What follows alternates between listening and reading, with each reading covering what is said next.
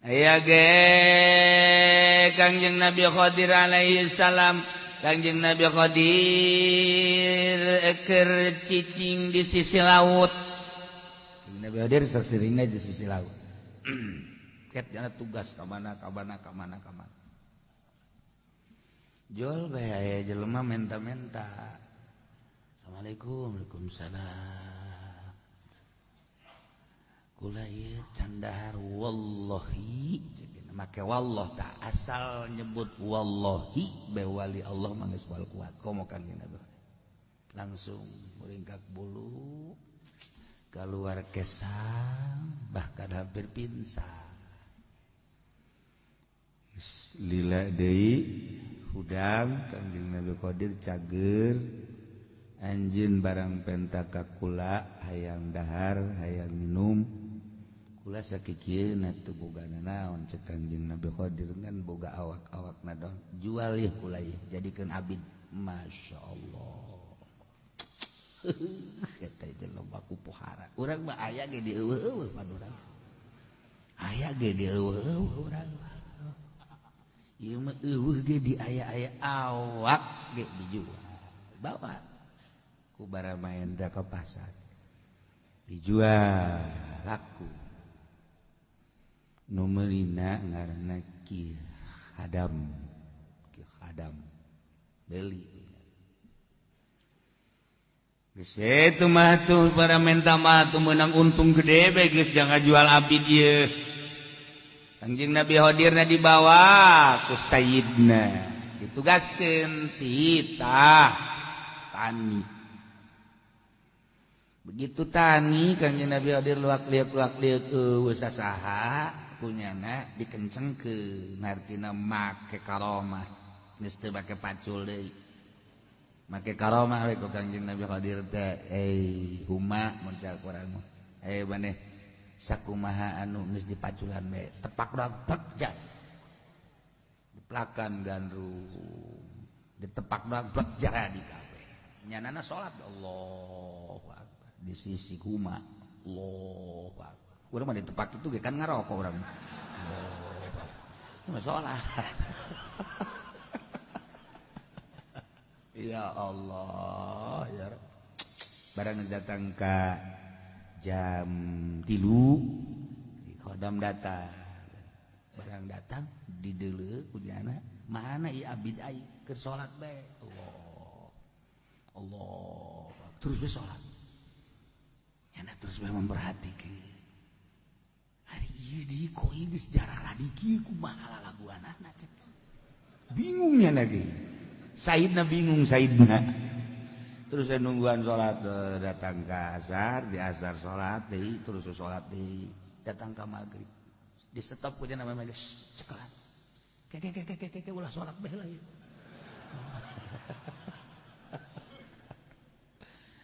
mad anta saha anjeun sebenarnya anak Abdullah hamba Allah dia teh soal hamba Allah baku dia hamba Allah ini dia coba su asli nasa hamba Allah jeung hamba anjeun tambahan kuarinya hamba Allah jeung hamba anjeun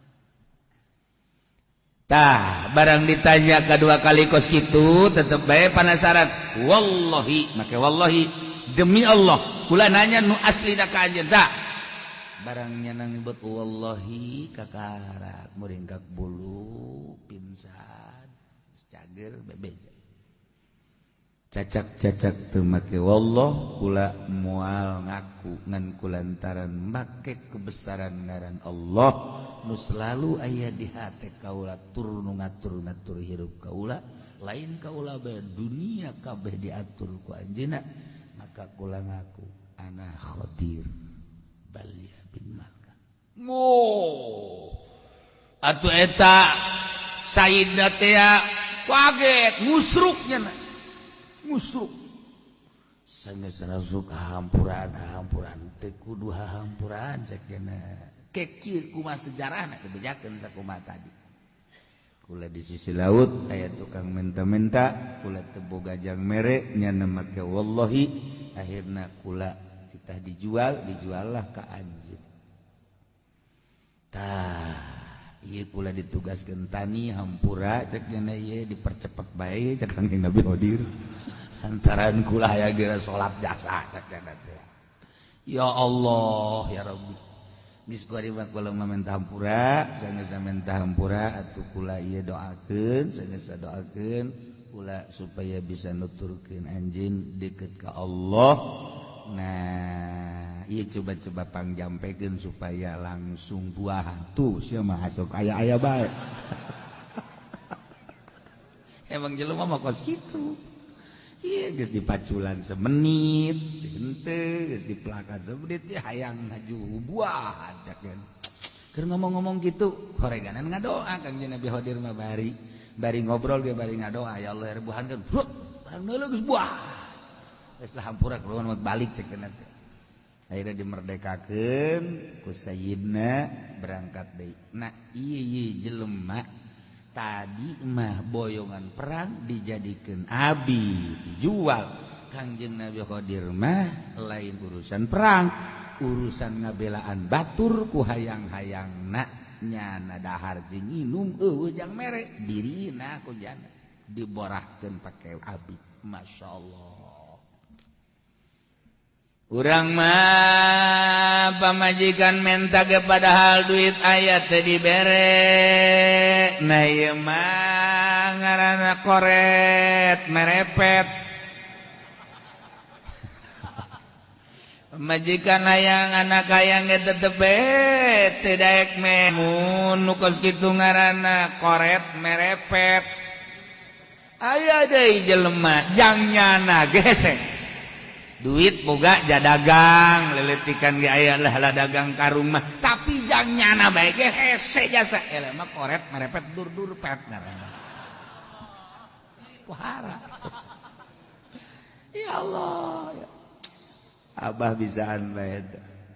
Koret gabagi tilu aya koret merepet, aya koret merepet, aya koret merepet, aya koret dur pet.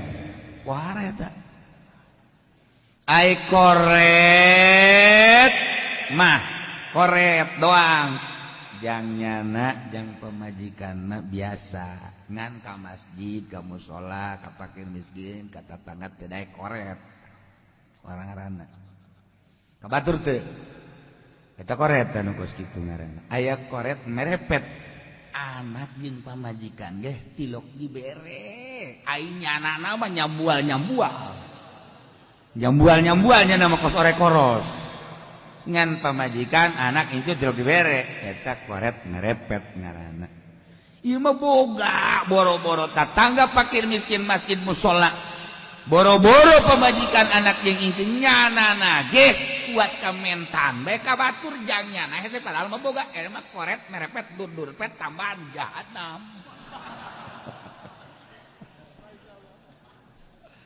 Ya Karim, Masya Allah. Tah iyalah jang contoh Kangjeng Nabi Khadir alaihi salam. Pohara ngorbankeun diri demi kemaslahatan batur. Can maot Kangjeng Nabi Khadir mah teu bigayeuna dua jeung Kangjeng Nabi Ilyas alaihi salam.